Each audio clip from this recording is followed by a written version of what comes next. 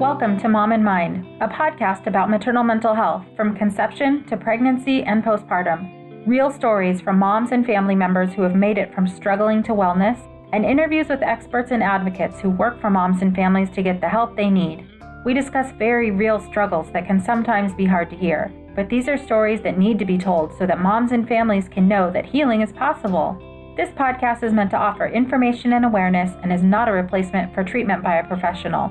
Thank you for being with us today.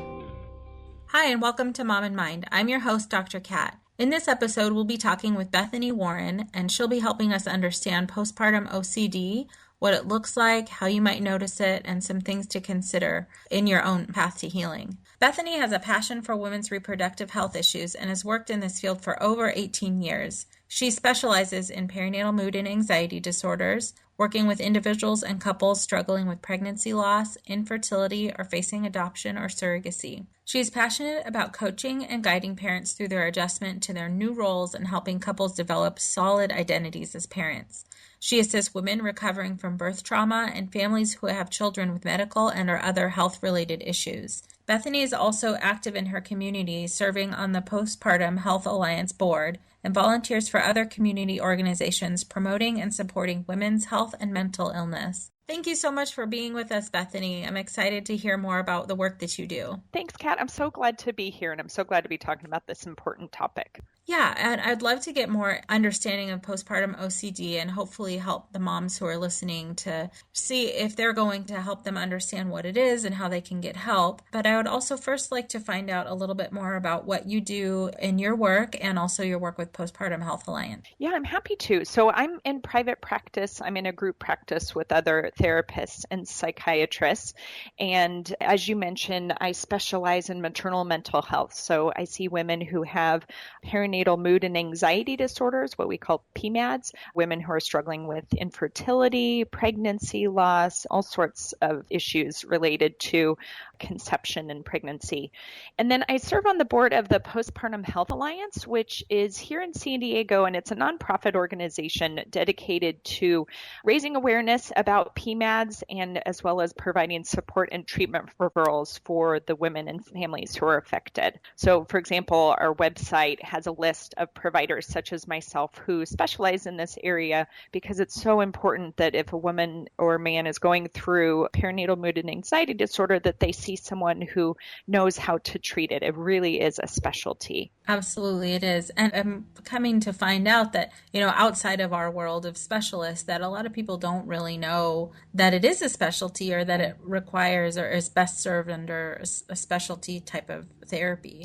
Absolutely. I'm sure you have the same thing, but I have so many clients who finally make it to me and have expressed, the frustration about their journey. Maybe they've gone to their obstetrician and tried expressing how they're feeling and weren't either validated for what they're experiencing or even given a name for it. And the most concerning is that they weren't then referred to someone for treatment. Or I've even had women who've gone to psychotherapists themselves who haven't had the training or weren't able to recognize that it was a perinatal mood and anxiety disorder. And again, the woman, felt marginalized and that she wasn't validated. Maybe she felt crazy or like she was a bad mom. So I just have seen so many times this experience. It's just really helpful to remind women that there are people who specialize and you're going to be in good hands, people who understand what you're going through. Absolutely. Yeah. So the work that Postpartum Health Alliance does is it sounds like to get the word out, make sure that there's a place for people to find these specialists and be advocating for women in the community. Yeah, absolutely. And helping to educate those providers too, who maybe don't have that specialty or maybe like, for example, obstetricians who weren't routinely screening women for perinatal mood and anxiety disorders. There are some OBs that are so wonderful by doing that routinely and others that just weren't. So that's part of our mission too, is just really getting that education out there. That's great. That is fantastic work. So because there are so many topics to cover underneath the perinatal mood and anxiety disorders umbrella and so many things for moms to trying to be filtering through, I'm really excited to have you here talking specifically about postpartum OCD and what it is, how it affects moms, what they should be looking for. So maybe if you can kind of start off with some of the basics and tell us more about the OCD in the postpartum period. Yeah. And again, I'm so glad we're talking about this issue particularly, because I think when women think about, quote, postpartum depression, it's really that misnomer where they think, well, gosh, if I'm not just laying around in bed or crying, or if I'm not, disconnected from my baby, then what is this? Like that, Right. I don't feel like myself, but I don't really have a label for this. So what is this? It is so important to get information out there. I'm sure you're the same, but we see perinatal OCD very, very frequently in our practices. We're estimating that about 11% of women who are screened in the postpartum period have postpartum OCD, but it's important to recognize too that it also can start during the pregnancy period. Right. And so I think it would help to define a bit of what we're talking about, but perinatal OCD typically looks like intrusive and repetitive thoughts, very unwanted in nature, often come with a lot of shame, a lot of guilt. The intrusive thoughts can sometimes be contamination in nature, like worrying, for example, that something is contaminated or dirty, or that they themselves are contaminated or dirty. Sometimes it can be fears of accidental harm coming to the baby. I just want to normalize every single mama as they're walking down the stairs with their baby in their arms has that fear of, oh my God, what if I drop the baby? Or, you're crossing the street with a stroller and a car's coming fast. Like every mama goes through these worries and these concerns. The difference with someone who has perinatal OCD is that it often then is stuck on a loop, and often is so frightening for the woman, these intrusive thoughts. So sometimes there's fear of the accidental harm, and sometimes there's fear of deliberate harm. Oh my God, what if I cut my baby? Sometimes the thoughts are religious in nature. We don't see that as often in perinatal OCD, but sometimes there's this like religiosity, like, that maybe there is harm at play, etc. Right. But overall, the obsessive thoughts tend to look very similar in that they're very intrusive, meaning that they're coming from nowhere. I wasn't even thinking about that. Now I'm thinking about that. And very repetitive, just on this loop. Women who have these thoughts sometimes react behaviorally to them. And then that's where the C of obsessive compulsive disorder comes in that they might start doing ritualistic behaviors to try to avoid this distress. So for example, mama who might be very fearful that she would accidentally harm her child by cutting the kid when she is, chopping up veggies for dinner, would then feel very scared around any sort of sharp object. So she might develop a compulsive kind of behavior around sharp objects. Maybe she prays every time she's around a knife, or maybe she even locks them up and doesn't trust herself. I've seen that numerous times. There's kind of that hypervigilance that happens where women won't trust themselves and feel like they have to very much be on guard against these thoughts. And it's just such a downward spiral. It is awful to experience. It is really, really, it's tough because, again, they're intrusive and they're unwanted. They come from nowhere. These are not desired thoughts. Right. And thank you for emphasizing that. It's so, so important because, so many moms come in and they feel like they're crazy, or they often say that I'm having these thoughts that are crazy, or they make me feel crazy, or I'm worried that I'm going to do it. But to really emphasize that these thoughts are terrifying. They don't want them to be happening, and they're actively trying to do everything in their power to not follow through with those thoughts. By using those compulsions and trying to get them to stop or get them to go away. Yes.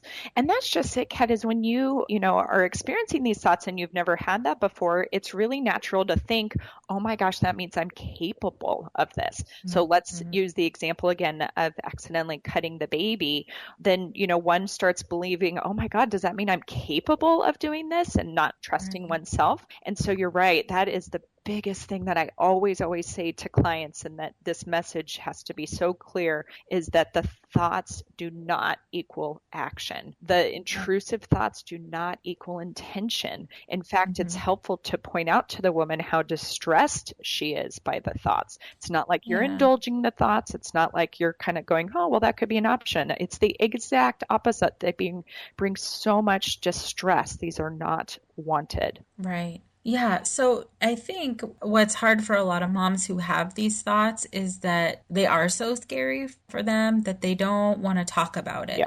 it. So, what can you say to that just in terms of, those moms and how is it okay for them to talk about it? Who should they tell them to? That kind of stuff. It's a great question because I see that so frequently in my practice that unless I ask if a woman is having scary thoughts, very few times does a woman actually come in revealing that, especially in the first session. So that's Yeah. something that we have to talk to providers about, whether it be obstetricians, pediatricians, psychotherapists, psychiatrists, etc., is that we have to ask that question. And, I typically do it just by normalizing and saying a lot Mhm. of women with perinatal anxiety or depression often have very intrusive, scary thoughts that come to them. Is that something that's going on for you? I just try to normalize that it's part of the package sometimes and just start having a dialogue about it because women often are very fearful. One of the biggest fears for women who are having these intrusive, obsessive thoughts is that, oh my gosh, someone's going to take my baby away. Because if I'm having Right. this thought, then it must mean I'm a bad mom. It must mean I'm Mhm. capable of doing that.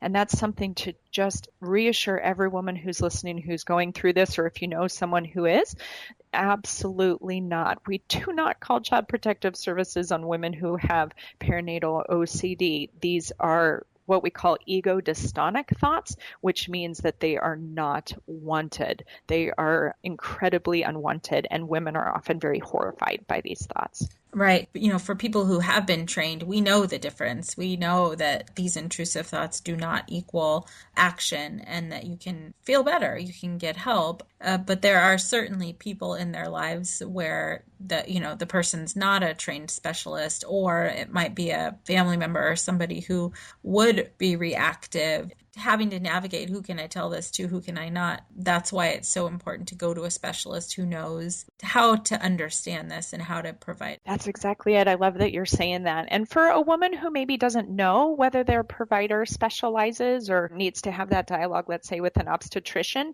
it's okay to ask and to just say, Mhm. have you had experience working with women who are pregnant or postpartum, or, to specify even, do you have Mhm. experience working with perinatal mood and anxiety disorders? I understand women may not feel comfortable just out the gate saying, because I've had these horrific thoughts and that's why I'm wondering. And so Right. sometimes I think it's a bit easier to start the conversation by saying, because I've been feeling really anxious, because that's Mhm. what it is. Perinatal Yeah. OCD is part of the anxiety spectrum. And so sometimes I think that can be a little bit easier to start that dialogue. The Mhm. other thing to notice is a lot of women with perinatal OCD will also have depression symptoms. It's kind of like thunder and lightning. They tend to go together a Yeah. lot, anxiety and depression. So that's the other Right. thing, is if you feel a bit more comfortable having that conversation about those symptoms first, just to open the gate. Right. So, I mean, we've been kind of talking about how important it is to tell people what's going on. So, when somebody does show up for therapy or is able to talk to somebody about it, what are the ways that we can help them to start to feel better, to start to understand and cope and deal with this overwhelm? Great question. The nice thing to know is there is empirically based data that shows research that's highly effective for perinatal OCD.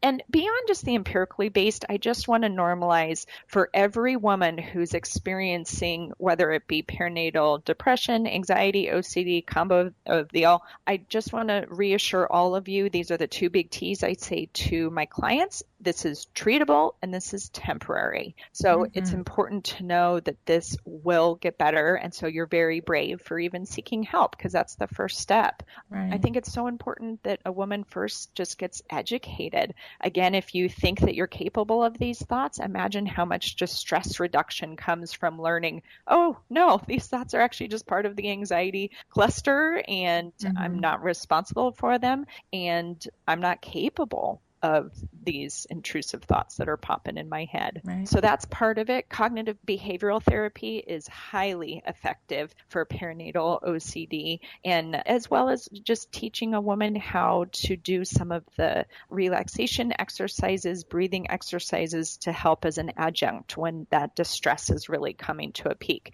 Because let's use that example that I brought up earlier of a woman who has this intrusive image of accidentally cutting her baby. And so as a result, she's hiding the knives and the scissors and everything in her house. Well, she needs to cook dinner. So what does she do without knives, etc.? So that's part of what we're working towards, is that distress tolerance of being able to use a knife, doing the breathing, doing the self-talk. Sometimes women will even do a mantra, for example, of just because I have this thought doesn't mean I'm capable of it. Just because I have this thought, etc. So you're not alone. In other words, when you get help, there's tried and true methods to see improvement. Right. So that's a really good one that you just highlighted, is how to manage those thoughts when they come in by saying things to yourself, essentially that this is just a thought. I'm not going to be acting on this. Right. So for moms who are in disbelief that they will be able to be better, feel better, and not be dealing with this anymore, can you highlight a couple of more of things that they might get from therapy, tools and whatnot that they could be learning? Oh, yeah. Great question. So that example I just gave is probably not what we're going to be doing for session. It's not like I'm going to ask the woman to go home and start using a knife right away if that's the thing that has distressed her most. Right. She certainly would be capable of it. I just think the distress that would come from it would be so high that the chances she'd even want to return to therapy, it's not a safe place any longer. Right. So we work towards those things, and often by recognizing first what is the thought, sometimes even keeping a log of how many times a day those thoughts come into play so that we can notice themes. Also, once we start noticing themes and trends, as well as, the intrusive thoughts themselves, sometimes we'll actually start to pick out triggers. Oh, well, I kept having these thoughts when I was in the kitchen, or every time the baby cried, I started having these thoughts. We start noticing trends, in other words. And then, the other thing that is so useful is that we start giving the woman tools to how to talk back to the thought. So, for example, if the thought is, I keep using the same example, but if the thought is of, oh my gosh, what if I'm capable of cutting my baby because this image keeps coming in, really challenging that. Where's the evidence of that? Am I a good mother otherwise? What are some pieces of evidence that point to that I love my baby, that I would never want to harm my baby, et cetera, to kind of try to deflate the power of that intrusive thought. Yeah. One of the things that's so difficult about it is because the thoughts come in so fast and so strong and so loud that it often feels real and like dangerous. And it's very hard in that moment to separate out that this is a thought coming through, not necessarily something that you're definitely going to do. Right. So the things that you're talking about helping moms to learn to help them cope and manage the thoughts that are coming through so that over time, the thoughts have less power. Yes. Have less pull on them emotionally. Yes, that's exactly it. And that's where women will get to, is they'll be able to come, at session and talk about how many times an intrusive thought has popped into their head. But it's so cool to see that with treatment over time, women are able to say not only are they less frequent, the intrusive thoughts, or extinguished completely, and or being able to say, and I talked back to it and it wasn't that big of a deal. It was almost like acknowledging it, like, hello, there's that thought. And I'm still going to do what I needed to do. The other thing I want to throw out there is medication has been proven to be highly effective with perinatal OCD as well. And so I just want to reassure women who feel helpless, like there isn't any hope. Not only is psychotherapy extremely effective, but so is medication. Does not mean you have to take medication. It's just important to bring up that you can have that dialogue with your doctor about some treatment options for you. And they're wide and varied. Right. In terms of treatment options, but also medication options. Yeah. So that's a really good point because so many moms feel like, oh gosh, well, for one, if they're nursing, there's that complication in terms of taking a medication. Can I, should I, am I going to harm my baby? Is that another way I'm harming my baby with all these other intrusive, scary thoughts I'm having? Right. for that kind of concern and worry, it's possible to get healing from both medication and therapy. And like you said, there are other options. But medication is a part of the treatment that doesn't necessarily last forever. Right. It's not a forever thing. Yeah, absolutely. I'm glad you pointed that out. Well, yeah, I think there's so many things to worry about already. Yeah. That let alone what it seems like if there's already a concern or they're already dealing with anxiety, the worry tends to extend way into the future anyways. Yep. So if I start this now, am I going to have to be on this forever? That's where therapy is so helpful, is that we're often trying to uncover whatever narrative is causing such distress. And so sometimes, with medication as an example, like, oh my gosh, I'd be weak if I had to take medication, or it would be shameful. Sometimes these really strong beliefs come to the surface that we can help uncover. But same kind of themes with a lot of stuff with perinatal anxiety as well as OCD. Oftentimes there's this narrative at play, like, I'm a bad mom, I'm a monster, I'm weak, I'm incapable. These really strong themes often come to light. And once we identify them, then we can attack them. It's like, name your dragon so you can slay your dragon, You're right. Exactly. Well, and you bring up another really good point, is that, like you mentioned before, a lot of moms deal with these intrusive thoughts, but we don't talk about them enough as a culture, as a society, as women, that we're experiencing this. And then when the intrusive thoughts come, I think a lot of moms worry that they're going to be like the moms that you see on the news. The way that postpartum issues are portrayed in the news is that somehow you are a danger to yourself or your children. And while that is true for a very, very tiny, tiny population of women who have a postpartum psychosis, that moms are worried that their intrusive thoughts mean that they're crazy. I don't like the word crazy.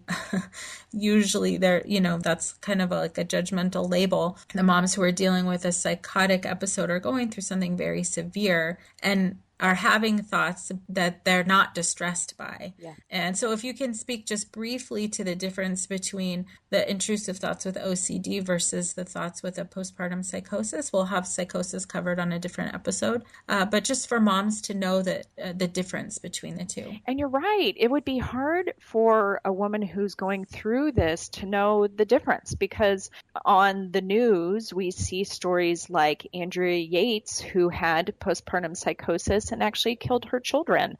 And so a woman who's having an intrusive image of either accidentally or on purpose harming her child, it would make sense then the next leap of her thought process would be to say, oh my God, that's going to be me. I'm going to do it.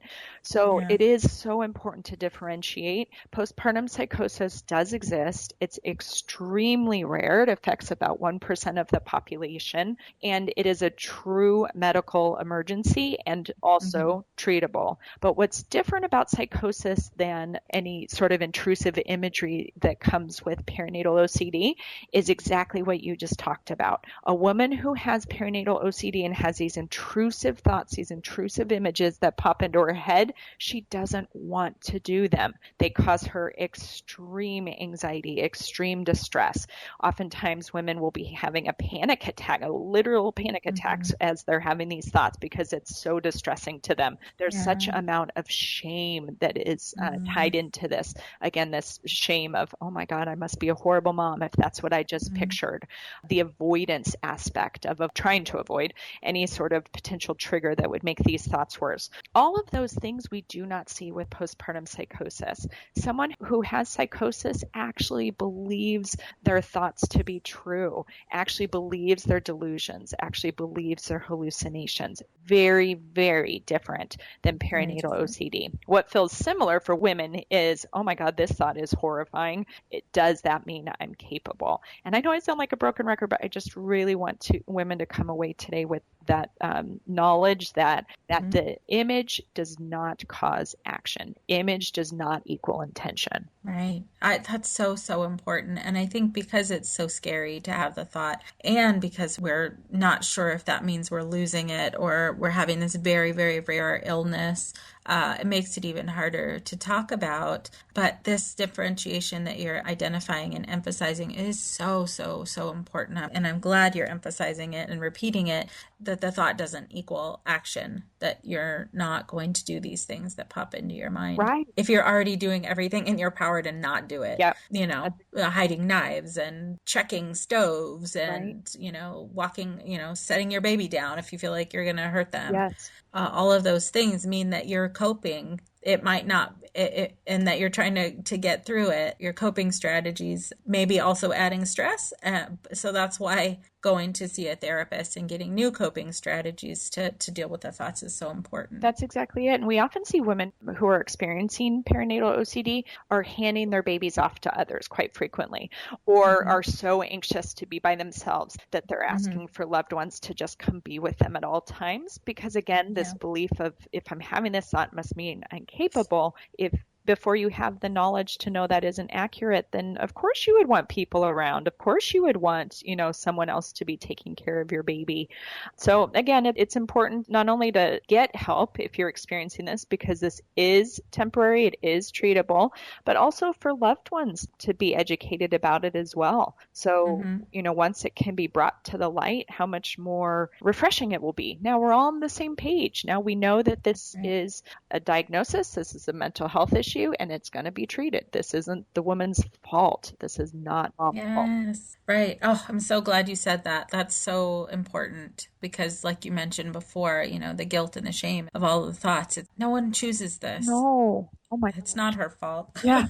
No. Yeah, it's too painful to want to, choose this. And I've actually heard moms say, I wouldn't wish this on my worst enemy because it's not something they're choosing either. But that also speaks to how devastating it can be if it's not dealt with and not caught in time. So for the moms who are listening, what can they do? Where can they go to get the help? Postpartum Health Alliance is one place to find resources. Do you have any other suggestions or options for them to seek out specific support? Yes, and I'm so glad you're asking because, at the beginning when we talked about how important it is to go see someone who has knowledge and training in this area, I would imagine that might have brought up an additional anxiety for women, like, oh gosh, okay, now not only do I have to get treatment, but I have to quiz my provider and find out if they've had experience in this.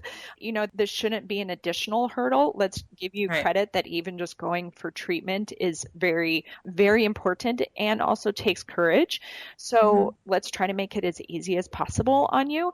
So if you're in the San Diego area, you can go to the Postpartum Health Alliance's website for a list of providers, and you can look by area, no punctuation, postpartumhealthalliance.org.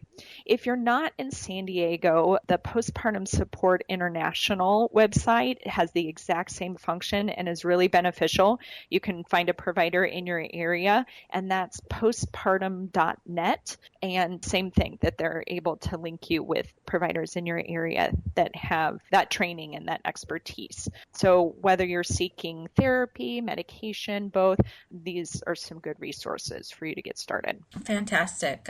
Thank you so much, Bethany, for coming on with us today and sharing all of this important information. I'm really hopeful that the moms who are listening and the providers who are listening can understand how important it is to address this and ask questions and get support and get help, and to know, like you said, that this is treatable and it's temporary and they can feel better. The sooner they can get help, the sooner they can feel better. So the information you're providing today is invaluable. We thank you so much for being here. Yeah, thank you so much for having me. I think the more we talk about this, the more information we get out there, the more that women can see they are not to feel ashamed for having this. This is something that happened to them. It's the number one pregnancy complication. It's interesting how 1 out of 7 women will get a perinatal mood and anxiety disorder, and yet 1 out of 20 women will get pregnancy-induced hypertension and or gestational diabetes, and yet we screen for those all the time. So it's just important to validate this is a pregnancy complication. You didn't ask for this. And just like the other things I just mentioned are treatable. So let's get you some help. There's no shame. Awesome. Thank you so much, Bethany. Yeah, thanks for having me. By joining us today and listening, you're a part of the growing community of people who are aware and concerned for mothers and families during this beautiful and sometimes very difficult time of life. Please take a moment to subscribe, rate, and review this free podcast so that Mom and Mind can be found by moms, families, and providers who will benefit from hearing our talks. If you or someone you know is having a hard time, help is available. Please look for resources for help at momandmind.com, where you will also find links and information from today's episode. Thank you for listening and being a part of the Mom and Mind community.